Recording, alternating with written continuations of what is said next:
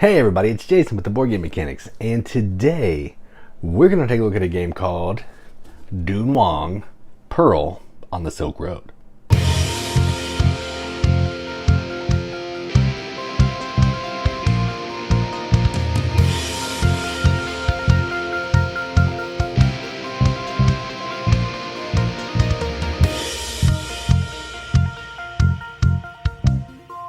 Dunhuang, Pearl on the Silk Road is a game from Jing Studios, and it plays 2 to 4 players in, I don't know, it says 40 minutes, but no, maybe hour and 20 minutes, 2 hours probably, if you're playing a 4-player game.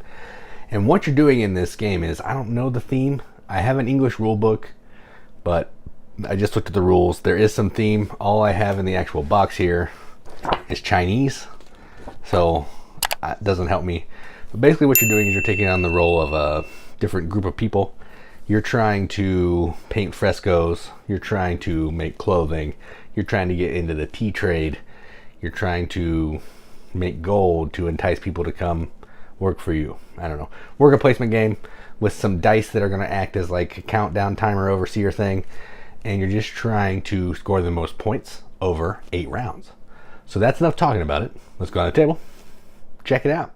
Alright, so here's a game of Dunhuang, Pearl on the Silk Road, all set up for what's a 3-player game, but I'm only going to be showing you 2. So I'm going to use the rules of a 3-player game, but I'm only really going to be playing a 2 just because I want you to see how it works. But there are way different rules for a 2-player, so just pretend this is a 3-player and, you know, bear with me here.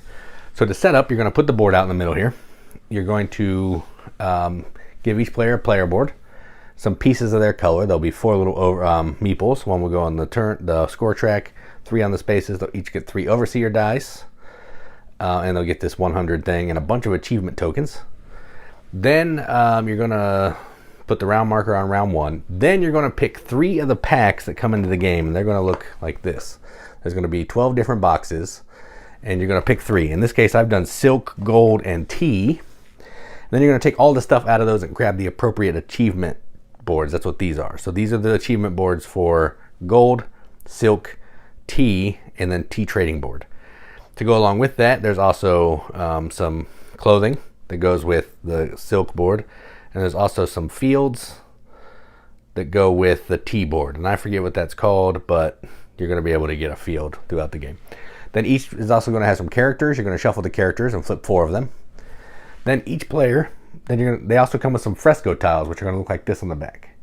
You're going to shuffle all of those together, and you're going to give each player 5, and you're going to do a draft, and you'll end that draft with 5. So I've done that. The other 5 are just off there. The 3rd player has those. Then each player, in turn order, is going to put, it doesn't matter in turn order, is going to put one of their tiles up on the fresco space with an overseer of 2. No matter, there's usually a die value. So if you look at this one, it has a 2, but it could be a 3, whatever. But in a 3-player game, you're going to set them to 2. So you're going to put a fresco tile out, and you're going to put an overseer next to it to mark it to 2. Then, in the rest of the setup, is first player is going to get a coin, second player is going to get 2 pigment, and each player is going to get 1 material of all the types. So we got gold, tea, and silk. And then we're ready to play. Now, let's talk about this. This is a worker placement game.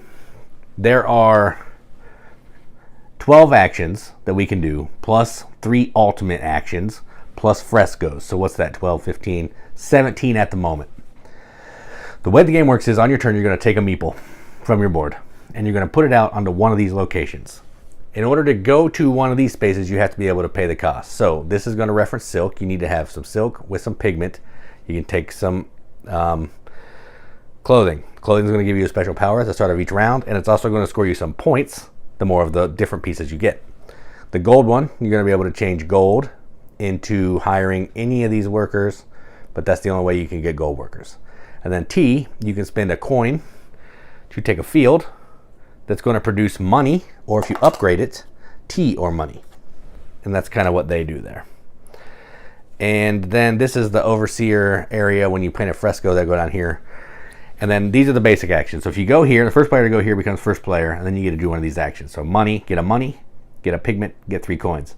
Upgrade a resource from a cube to an actual, from material to actual silk or gold or tea. Build a new fresco. You need 4 pigment to do that. build a fresco and get a coin. Do 2 emperor quests, which we'll get to maybe. Hire a person for the coin cost, so none of these gold people. Hire a person for the coin cost plus do a quest, and then get a cube of any of the 3 colors. And these are here to go along with some of these characters and maybe some other things. All right, so that's quick and dirty. Let's go ahead and get started. So green is first because they have this tile. Now let's see. I want to try to show you as much stuff as I can in these first couple rounds. So let's see here. So I'm going to go up here. So I'm going to use red's fresco. When a worker goes to a fresco that's not their color, first thing they're going to do is they're going to adjust the die. When the die gets down to 0, it's going to come over here, and you're going to score a pile of points based on the round for the completed fresco. Now, when the player goes here, they get to do the action. So they get to spend a coin. So they take the coin, goes away. Coins are 2-sided, 1, 2. And then they're going to upgrade 2 tiles. So that icon right there, they're going to upgrade 2 cubes to whatever they want. So I'm going to do a gold and a brown, a tea, to actual gold and tea leaves. Okay, so now I got that. Then I'm going to trade. That's the handshake icon there. I'm going to do a tea trade. So I'm going to spend my tea. If you look at this board, when I spend a tea token, I don't know how well you can see this, but if I spend an actual tea leaf, I get 5 points. If I spend a tea material, I get 2. So I get 5 points for green. And then I'm going to take one of my achievement markers, and I'm going to put it on one of these 3 tracks. There's a track that has 3, a track that has 4, and a track that has 6. When you get to the top of one of these tracks, you're going to get a bonus, and you're also going to make an achievement. So I'll just start with this low one here, and we'll go from there. So that's that. That's a whole lot. I did all that in one action, which is pretty awesome. Now, red's turn. They get to do the similar kind of thing. So they don't have any money. They don't have any tokens. They took the good token. So I think what they want to do is they're going to come here. They're going to upgrade their gold material to actual gold. And that's their turn. Not as exciting as green's. Then it would be another color, but now we're back to green. Take this off. They want to hire someone. So they're going to come here. And in a 3-player game, you can only use 2 of these actions here. So I'm going to come here. I'm going to spend my gold token. That's what red wanted to do, so they're bummed out. And they're going to hire one of these golden ladies. And I think I'm going to take this one. Now, when you take a character, they go on one of these spaces on your board, and it's associated with that meeple. So let's just go ahead and put it on this one. It cost the 1 gold, which I paid. It's going to come with 2 grain tokens. Grain tokens are how you're going to accomplish quests for the Emperor and activate the ability. This one doesn't have an activation cost, so the grain here is only going to be used for Emperor. And once the grain is gone, the card is discarded. So that's how that works. Then we slide all these down. We bring out a new one. And that was that action. All right, now it's red's turn. Red is going to take a buck. So they're going to come here. They'll take $1. And then they also become first player because they were the first person to go to that action. Put that there for now. All right, then back to green. Green is going to...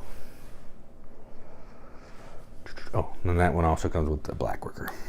Let's do green. Green will... Oh man, this is rough. What do I want to do? I don't have any money, man. All right, so I'm just going to go here. I'm going to take a pigment. So I now have 1 pigment. All right, back to red. Red has 1 worker, and they want to...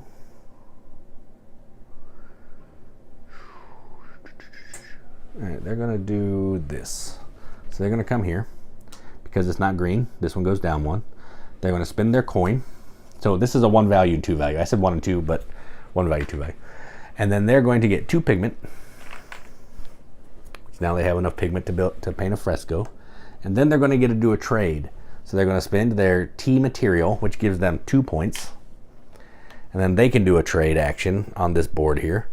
And they will start moving up the 2nd track. So they'll take one of their tokens and they'll put it on the 2nd track. All right. And that is that. Now this player has the black meeple. Normally you have to activate these with a grain, but this one's a passive ability, so it just happens. This player can now do something with this. So they want to, I actually want to do, I could get a cube. Cubes are good. Yeah, let's get a cube. Let's take a T cube, T material. Put it on the board. All right, that's it. All right, so that's the end of round one. Now what happens is everyone takes their meeples back. Doesn't matter which meeple you put with the character. It just matters on the round. So you can take that back. They take theirs back.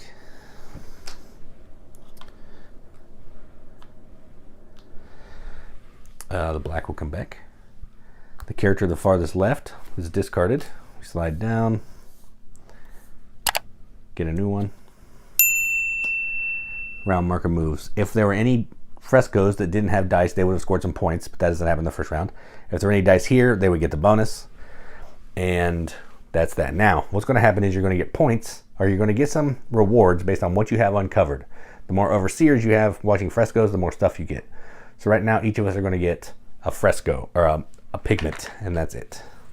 No other actions. All right. So now we're moving on to round two, and red is up. So let's take a look at round two. All right, so round two. I think I'm going to try to complete a fresco and do a new fresco. So let's go ahead and try some of all of that. Let's see.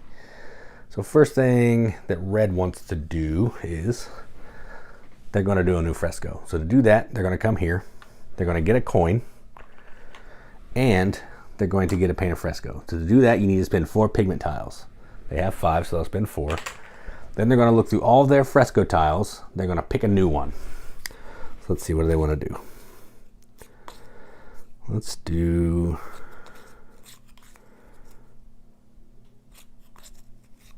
this one. They're going to do this one. So they put it up here. If you ever get 3, you're going to put it here and get 5 points, but they put it in the farthest right one. Then they take a die, set it to the value, which is a 2, and they've done that. Then they get to take the action of that fresco tile that they just built. So they get to spend a coin, which they will do. They'll spend a coin. They get to take 2 T materials, and then they get to do a trade. So they'll spend 1 T material, which will be 2 points for red. And then they can move up on one of these tracks, and they will do that. And that is the action. It doesn't take a worker to do that. It doesn't affect the die. Whenever you go to your own fresco, like if this player would go to their own fresco up here, it doesn't manipulate the die. It only manipulates the die when another player goes to your fresco. That's red's turn. All right, now to green. What does green want to do? What does green want to do? No money. No money. I think what I want to do is this. So I'm going to go over here, and I'm going to do a quest. That's a quest 2. When you go to the quest 2, that means you have to do a quest of a value 2. Normally when you do a quest, you can give up 1 or 2 grain tokens for 3 or 6 points. If you go to the 2, you have to do a 2. So basically what I'm going to do is get rid of this lady to do this. So I spend 2 grain. That gives me 6 points.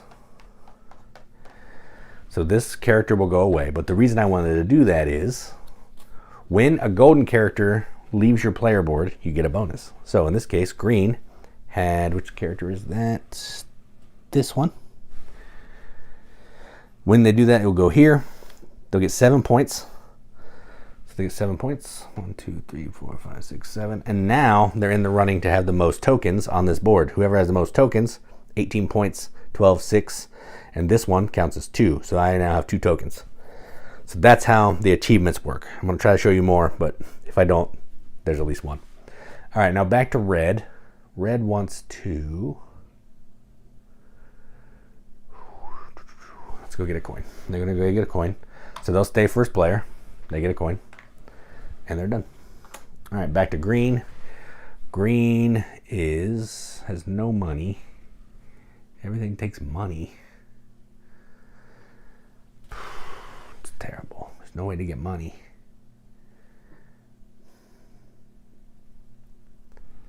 So I'm going to go here. I will go here. I'm going to upgrade this red cube to some silk. Done. Then back to red. Red is going to want that dollar for? Oh yeah, I wanted to show you the fresco. So red's going to come up here. This is going to get rid of this die because it goes from a 1 down to 0. That comes over here. So this fresco is completed. I'll get to that in a minute. They're going to spend a coin. They're going to get 2 pigments. And they're going to be able to do a T trade action. So they only have a material. So that's 2 points. 1, 2. And then they will move this up 1. You can start on another track, but they're going to keep doing this one. And that's that. Now, when a die is removed, the color of the die player is going to get points based on the round we're in. So green, because the fresco is complete, is going to get 18 points. At the end of this round, this one will go away. It's removed from the game, and they'll have to get a new one out.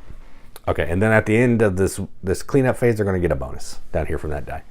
So that's that. Then green is up. Green is going to get some clothing. So they're going to go here. They'll spend a pigment and some silk. And they're going to take this clothing. There's 5 different to choose from. They're going to take this one. And I'll explain what that does. I'm not going to play another round, but I'll explain what it does. And then because they got that clothing, they will mark this right here. And they now get 5 points. 1, 2, 3, 4, 5. All right. So that's the end of the round. Same thing. We're going to take all of our workers back. So green, green, green, red. Red is still first. And red. This one goes away because it was done. This one will go away. These will slide down. And then this player, green player, will get either a coin or a pigment. They're going to take a coin for their die. And then their die will slide over and they'll get a cube next round. Okay, then the round marker moves and we'll do it again. Now at the start phase, if you have clothing or a field, you get the bonus. You can activate 1 clothing tile and you get bonus from your field. The field's 2-sided. So side 1 is money, side 1 is money or a tea leaf. So if this player, at the beginning of the start phase, they're going to get a pigment, plus they can activate this to either get a coin or spend a coin to get a cube. So in this case, they would spend this to get a coin. So they now have 2 coins and they'll get a pigment. And that's that. And that's how the game's going to play. You're going to keep going through the 8 rounds and then you're going to add up your final points. You're going to look at all these boards here, add up the final scores on all of these. Any goods you have are going to be worth a point. There's something else that's worth a point. There might be something else that's worth a point. Oh, any dice that you have out here are worth 6 points. And then whoever has most points is the winner. That was quick and dirty, but I think it shows you kind of what the game does. And that's what I'm shooting for. So that is Dunhuang, Pearl on the Silk Road. Let's go up the top, see what we think about it. All right, well, that was Dunhuang. So yeah, this is the follow-up to a game that we reviewed on our channel a while back called Ping Yao. That has a subtitle too, like First Chinese Banks or something like that. And for my money, this one is a much more fun game. Ping Yao was good, but it was brain burning. It was economic. It was money was tight. You were spending $1 to make $2. You might start with $13. You might end the game with 18. It was just a whole bunch of moving pieces to get a little bit of points. But in this one, you're getting points. You're getting points for everything. You saw just in the couple rounds I played, one of the players was up to like 30 some points. So you're getting points. This feels like a point salad-y game, which is what I'm into. So at its heart, this is a worker placement game. You're sending a worker out to a space, you're doing the thing. You're converting resources from materials into full-blown goods. You're trying to recruit characters to come make your meeples more powerful. You're trying to go on quest for the emperor to score points. You're trying to go finish off your frescoes to score points. You're trying to put as many frescoes out on the board as you can to score points. Trying to score points. You're also ultimately trying to do the achievements, because that's how you're going to get a pile of points. So I only showed you 3 of the packs that come in this game, but there are 12. They each come in boxes. They look like this. They're going to have what the box is on the outside, all the rules and pieces that you need in there. Each game you're going to pick 3 boxes. So, you know, just for the first 3-4 games, if you pick 3 different boxes, you're going to have a drastically different game every time, which is cool. I showed you the ones that they recommend for the beginner. That's the only ones I've played. It took me a while to figure all that out using my phone as the rules because I don't have an actual rule book. So I didn't want to dive into some more, but I looked through some of the rules and some of the other packs look pretty cool. Like one of them, you're making pottery. There's some jade. There's just cool stuff in those other packs that would make the game feel even different than what I showed you here. So I'm not going to belabor the point anymore. This is a fantastic game. I can't wait to get an actual copy with English rules so I don't have to keep flipping through my phone. It took me twice as long to learn this game because everything I had was on like a Dropbox and all that, and it was a little more monotonous to look through and all that. But once I figured it out, I played through those 3 boxes a couple times and I enjoyed it. So this thing's going to be hitting Kickstarter in March. I'll put the date, I'll run it through the bottom of the video, and I'll also put a link in the description when that shows up. So if you liked what you saw in the video, you can go give this some support. So yeah, I'm not going to give this a BGM accept the seal or anything because it's kind of a preview, kind of a review. I don't follow my own rules sometimes. Sometimes I give these seals, but I'm not going to do that this time. Know that I like it. Know that if it was a review, it would get a seal, but I'm not going to officially give it a seal. So take that as what you will. So that was Dunhuang, Pearl on the Silk Road from Jing Studios. I'm Jason with the Board Game Mechanics, and as always, keep gaming.